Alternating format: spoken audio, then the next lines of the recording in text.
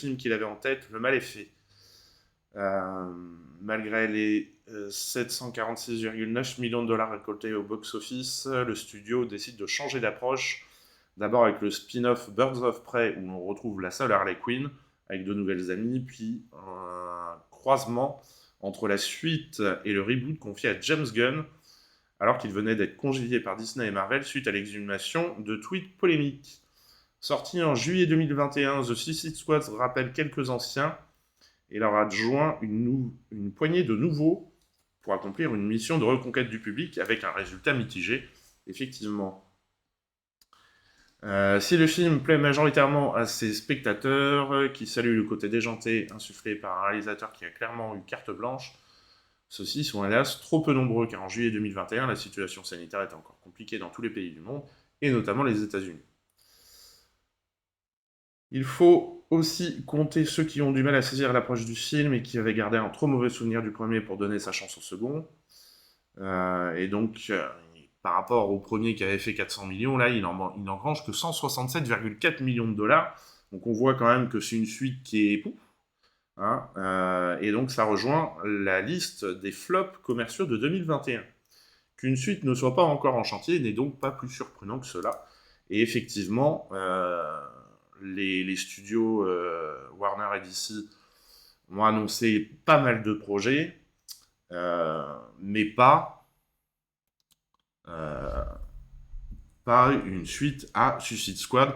Est-ce que c'est pas plus mal? Moi, je dirais que oui. Allez, annonce de... Là, pour le coup, ça va se faire. Annonce de Eric Toledano et Olivier Nakache qui annoncent leur prochain film et qui annoncent aussi les têtes d'affiche qui seront Pio Marmaille et Alban Ivanov. Et le film s'appellera Une année difficile. Voilà, et donc ils annoncent qu'ils vont revenir à une comédie un peu plus, voilà, un peu plus collée à la comédie que sur leur dernier film. Comédie à l'italienne, et qui parle à notre époque, alors ça va falloir concilier les deux.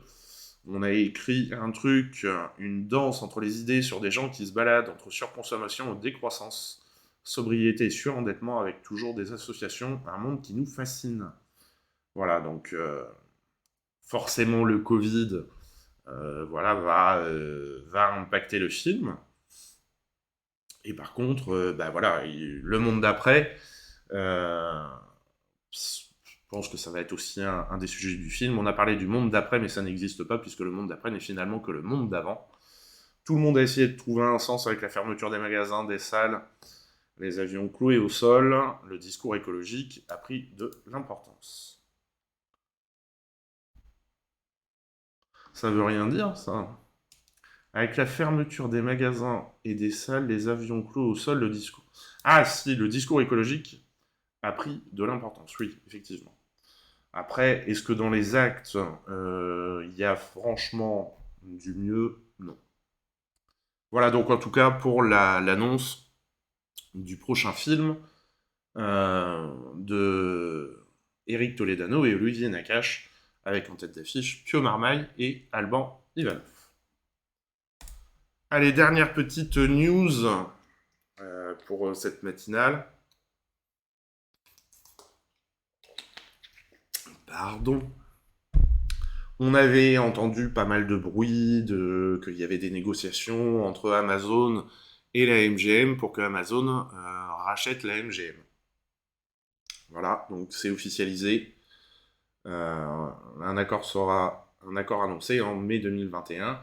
Donc ça va faire pas loin d'un an qu'ils étaient en négociation, de savoir comment chacun allait pouvoir tourner, comment ça allait fonctionner. Il a fallu que ça y est, j'ai perdu. Les autorités de régulation ont donné leur approbation. Donc, il y a 2 jours, la Commission européenne a donné son consentement sans condition à l'acquisition du studio, jugeant qu'elle ne poserait aucun problème de concurrence dans l'espace économique européen. Et l'US Federal Trade Commission, donc qui est l'équivalent aux États-Unis, n'a pas non plus opposer de veto ni imposer de conditions à cette transaction historique. Transaction qui coûte quand même 8,5 millions de dollars. Milliards de dollars, pardon. 8,5 millions, qu'est-ce que c'est? 8,5 milliards de dollars. Bon.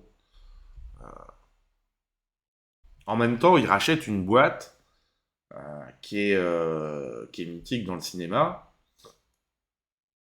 Et Amazon a déclaré qu'il préserverait tous les employés du studio, travaillerait en collaboration avec l'ensemble de ses dirigeants, en déclarant MGM a un héritage de près d'un siècle dans la production de divertissements exceptionnels, et nous partageons leur engagement à fournir une diversité de films et d'émissions de télévision originaux au monde entier.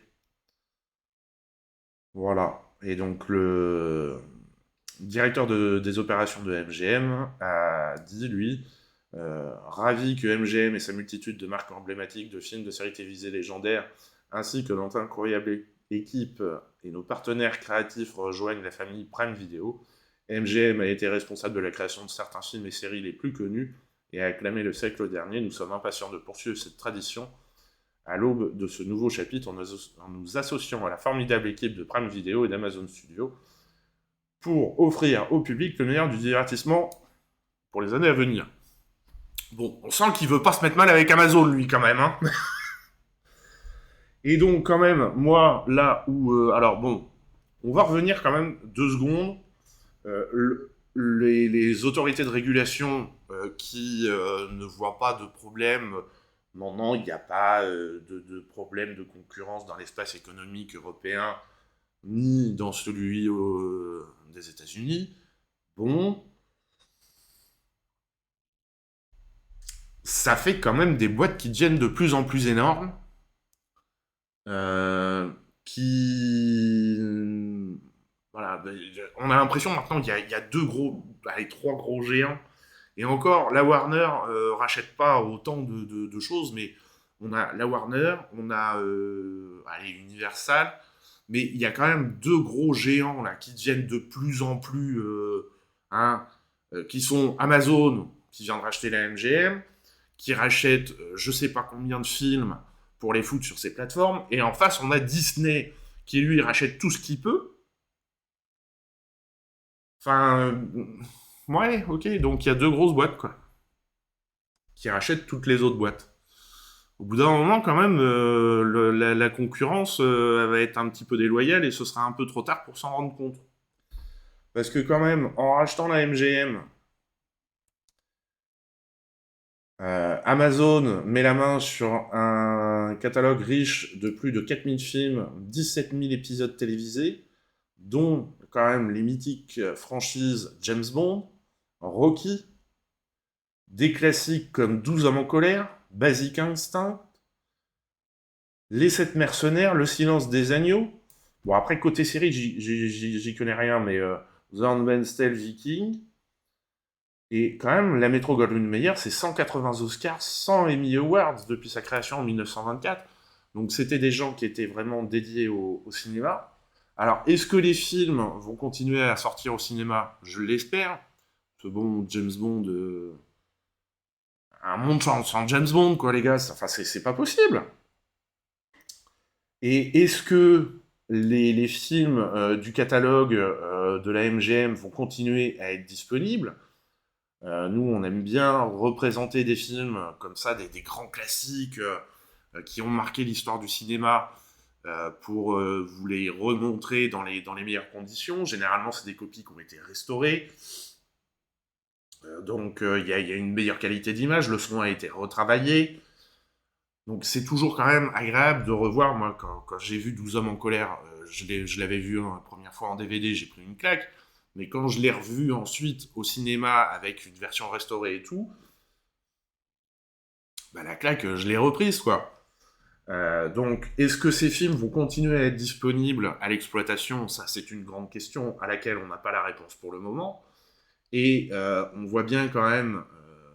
alors, Amazon fait de la production pour sa plateforme. Alors, c'est vrai que jusque-là, ils n'avaient pas de distribution comme ça, sale. Mais on voit bien que Disney, qui a, lui, fait de la distribution salle de cinéma et de la enfin, de la production et qui